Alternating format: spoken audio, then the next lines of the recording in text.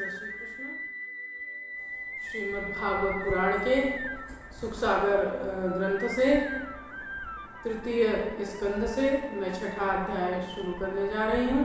छठे अध्याय में है जिहि विधि से उत्पन्न भये विराट स्वरूप भगवान, क्रम विधि से वर्णन करी मैत्रेय कथा। विराट स्वरूप की उत्पत्ति का वर्णन इस प्रसंग में किया गया है। श्री मैत्रेय जी बोले, हे विदुर जी, भगवान ने जब यह देखा कि मेरी महत्व आदि संपूर्ण शक्तियां परस्पर संगठित न होने के कारण सृष्टि की रचना में समर्थ नहीं हो रही हैं, तब उन्होंने काल शक्ति को स्वीकार करके पंचभूत महत्व, अहंकार, तन्मात्रा तथा मन सहित एकादश इंद्रियां आदि इन 23 तत्वों में एक साथ ही प्रवेश किया। इन तत्वों में प्रवेश करके उन्होंने सोए हुए जीवों को शक्ति प्रदान की और उन्होंने जागृत किया।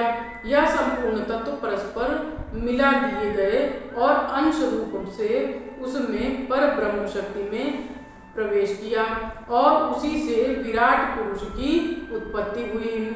इस विराट पुरुष में यह संपूर्ण विश्व स्थित है। नर अर्थात जल के भीतर, अयन अर्थात आश्रय से लेकर वह अंडा रूप हिरण्यमय विराट पुरुष 1,000 दिव्य वर्ष तक संपूर्ण प्राणियों को अपने में लीन करके पड़ा रहा। यह विराट पुरुष तत्वों को धारण करने वाला ज्ञान पुरुष स्वरूप किया गया तथा आत्मा शक्ति से परिपूर्ण था। उसने अपनी शक्तियों से अपने 3 भाग किए।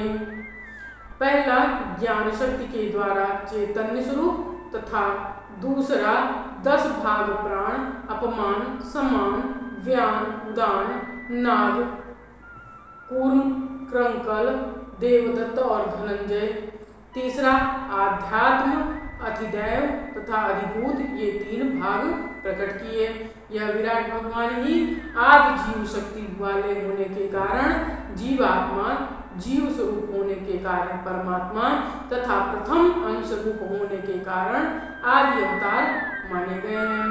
यह विराट पुरुष जीव रूप से 1 प्रकार का, प्राण रूप से 10 प्रकार का तथा आध्यात्म, अधिभूत तथा अधिदैव रूप से 3 प्रकार का माना गया है। विराट भगवान का प्रथम मुख खुला जिसमें वाक इंद्रिय तथा लोकपाल अग्नि उत्पन्न हुए। इसी से यह प्राणी बोलता है। तत्पश्चात ताल की उत्पत्ति हुई है तथा उनका अंश रसेंद्रिय की स्थापना हुई है। इसके बाद नासिका छिद्र उत्पन्न हुए हैं। उनमें अश्विनी कुमार प्राणेंद्रिय के साथ उत्पन्न हुए हैं। तत्पश्चात नेत्र प्रकट हुए, उनमें सूर्य देव प्रविष्ट हुए। उस नेत्रेंद्रिय से अनेक रूपों का ज्ञान हुआ। तत्पश्चात त्वचा प्रकट हुई जिसमें स्पर्श का ज्ञान होता है।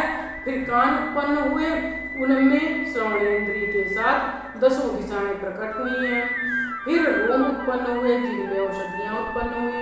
तत्पश्चात लिंग उत्पन्न हुआ जिसमें वीर रूप से प्रजापति की उत्पत्ति हुई है। उत्पन्न हुई जिसमें लोकपालक मित्र वायु इंद्रिय सहित प्रविष्ट हुए हैं। तत्पश्चात हाथ उत्पन्न हुए, उनमें देवराज इंद्र प्रविष्ट हुए हैं। तत्पश्चात विराट पुरुष के चरण प्रकट हुए। इनमें अपनी संपूर्ण गति शक्ति को लेकर विष्णु भगवान प्रविष्ट हुए हैं। तत्पश्चात बुद्धि उत्पन्न हुई, यहाँ ब्रह्मा प्रविष्ट हुए हैं। तत्पश्चात हृदय उत्पन्न हुआ, वहाँ मन के साथ चंद्रमा प्रविष्ट हुए। इसके बाद विराट भगवान में अहंकार तत्व प्रकट हुआ। इसमें रुद्रदेव प्रविष्ट हुए हैं। इस चित्त शक्ति से जीवात्मा चेतन शक्ति प्राप्त करता है।